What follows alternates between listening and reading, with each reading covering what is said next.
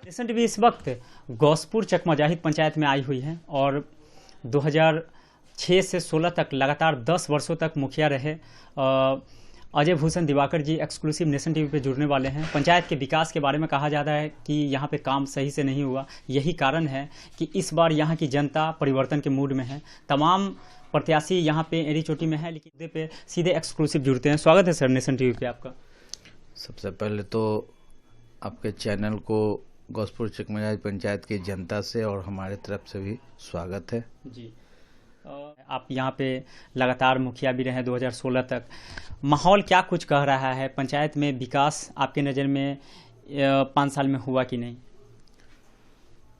माहौल जो आपको दिखाई दे रहा है वो सही दिखाई दे रहा है, क्योंकि पंचायत को दबंग प्रतिनिधि और नेता नहीं चाहिए, बल्कि एक सेवक चाहिए। और मैंने पिछले 10 साल जो किया हूँ, एक सेवक के रूप में सेवा किया हूँ, न कि कोई दबंग व्यक्ति आकर के राजशाही किया हो और दलाली प्रथा चालू करवा दी हो।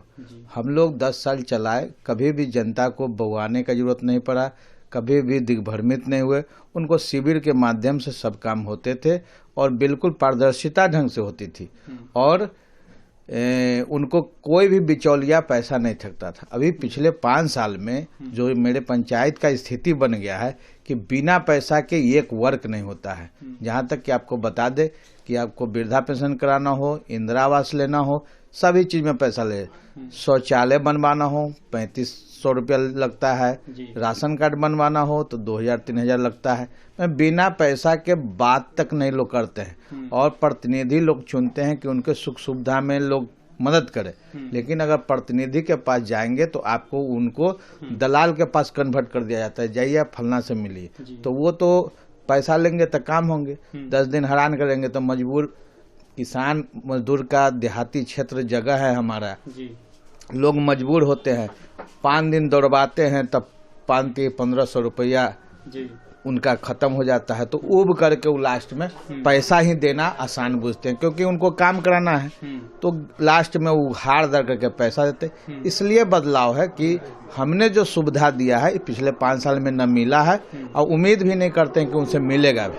अच्छा, जिस तरीके से यहाँ पे कहा जा रहा है कि खासकर इंदिरा आवास और जो मनरेगा से संबंधित योजनाएं हैं उस पे सही से काम नहीं होता है। आप चुनाव जीतेंगे तो ये सब पे काम होगा? देखिए, रह गए मनरेगा के बाद, तो पिछले 5 साल में एक भी मजदूर नहीं खटा है। सिर्फ मशीन से काम हुआ है, जेसीबी से काम कराया गया है, खाना पूर्ति करके पैसा उठाया गया है।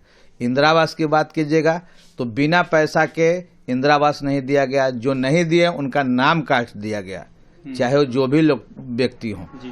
अब हमारे आप बात कर रहे हैं आगे काम करने के बाद, तो हमारा एक बहुत सारा एजेंडा है। जो पिछले लॉकडाउन का समस्या जो आया, जो हमारे प्रदेश से, हमारे पंचायत से जो लोग बाहर गए और जो फंस गए मुसीबत में और आ नहीं पाते थे, घर परिवार उनका अलग रोता था, वो बाहर में थे वो अलग रोते थे, सारा लोग परेशान थे। तो हम लोग इस पर रिसर्च किए हैं कि हम लोग सरकार की बहुत सारी योजना है कि हम चाहे तो अपने गांव में ही उसको रोजगार दे सकते हैं। तो हम लोग का पहला प्राथमिकता होगा कि पंचायत में वार्ड वाइज समूह बना करके समूह के माध्यम से छोटे छोटे फैक्ट्री लगाने का काम करेंगे, ताकि मेरा ग्रामीण गांव में ही फैक्ट्री, उनका अपना का फैक्ट्री होगा और अपना रोजगार होगा। और इसके लिए सरकार ऋण भी देती है, जिसको 100% मैं धरातल पे उतारूंगा। दूसरा, हमारे पंचायत का बहुत अहम मुद्दा है कि जल निकासी। जो पानी की वजह से बाया नदी क्रॉस करती है मेरी 2 साइड से बाया नदी क्रॉस करती है, जिसका बांध मरम्मती पिछले 10 साल पहले मैं कराया था, बांध मरम्मती नहीं हुआ। तो मनरेगा से मजदूरों के माध्यम से बांध मरम्मती होगा और जल निकासी। देखिए, भटकने वाले कुछ ही लोग होते हैं और इस बार का जो स्थिति है, कितना ही भटकाना चाहेंगे, जनता नहीं भटकने वाली है। और जहां तक है कि मुर्गा दारू, तो ये कुछ ही लोग हैं जो इस सिस्टम को बदनाम करते हैं और कुछ लोग बांटते हैं और कुछ ही लोग लेते हैं। हम पिछले 10 साल मुखिया रहे, न किसी को मैंने दिया हूं और न किसी से मैं लिया हूं। मैं एक चीज़ और है, चूंकि अब चुनाव नज़दीक आ गया, जनता से क्या कुछ अपील करेंगे? उसके साथ ही एक चीज़ हम और पहले जानना चाहेंगे, अब 2016 में चुनाव क्यों हार गए? क्या लगता है जनता के विकास के मुद्दे पे आप खड़े नहीं उतर पाए थे? मैं 2016 में हारा नहीं था, हराया गया था। 1600 वोट पंचायत में आने के बाद कोई हार जाए तो उसको हारा हुआ कहिएगा? 1600 जनता हमारे पास एक एक वोट देने के बाद 1600 पूरा। और कुछ बूथ पे दबंग लोग के द्वारा हाथ से छीन लिया जाता था और हाथ से छीनने के बाद उसको अपना पक्ष में मोहर मार करके गिरा दिया करते थे, जिसमें 2-3 बूथ चकमजाहित में है, जिसके लिए प्रशासन भी सजग है इस बार कि ऐसा नहीं होगा, क्योंकि हमको हराया गया था, वहाँ छाप लिया गया था वोट, जिसको वजह से मैं हारा था। इस बार क्या कुछ उम्मीद लग रहा है, चुनाव निकालेंगे आप? बिल्कुल निकालेंगे।